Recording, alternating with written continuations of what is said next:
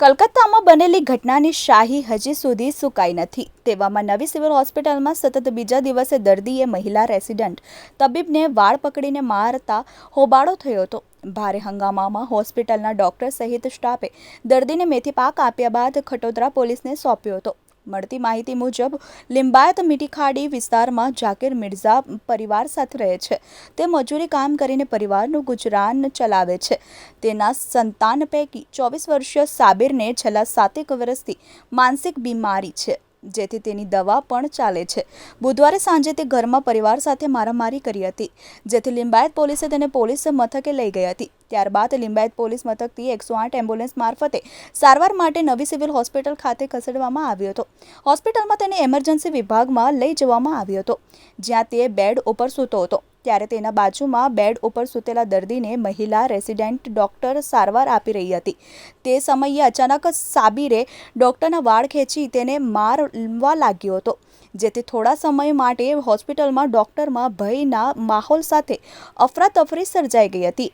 જો કે ઘટનાને પગલે હોસ્પિટલના ડોક્ટર અને અન્ય સ્ટાફે ભેગા મળીને દર્દીના હાથમાંથી મહિલા ડોક્ટરને બચાવી તેને બરાબરનો મેથીપાક ચખાડ્યો હતો અને ફરજ પરના મેડિકલ ઓફિસરને ઘટનાની જાણ કરવામાં આવી હતી, જેથી મેડિકલ ઓફિસરે ખટોદરા પોલીસનો સંપર્ક કરી દર્દીને પોલીસને હવાલે કર્યો હતો।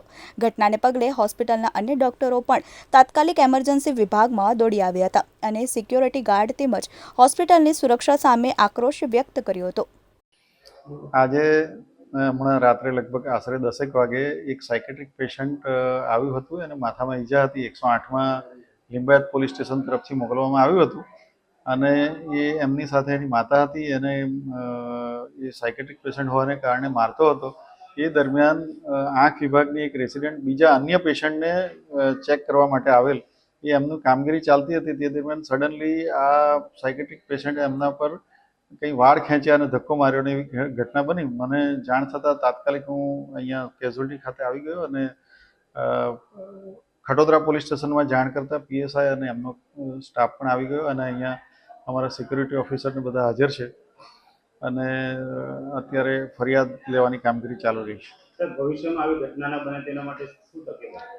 અહીંયા વધારે સિક્યુરિટી ગાર્ડ રાખવાની જરૂરિયાત છે, તો તે મુજબ વધારે સિક્યુરિટી ગાર્ડ રાખવામાં આવશે। તદુપરાંત અહીંયા પરમનન્ટ પોલીસ કર્મી કેઝ્યુઅલ્ટીમાં રાઉન્ડ ધી ક્લોક 2 રાખવાની રજૂઆત આજ રોજ સીપી સાહેબને અમે કરેલી જ છે, મેં અને સુપ્રિન્ટેન્ડન્ટ મેડમ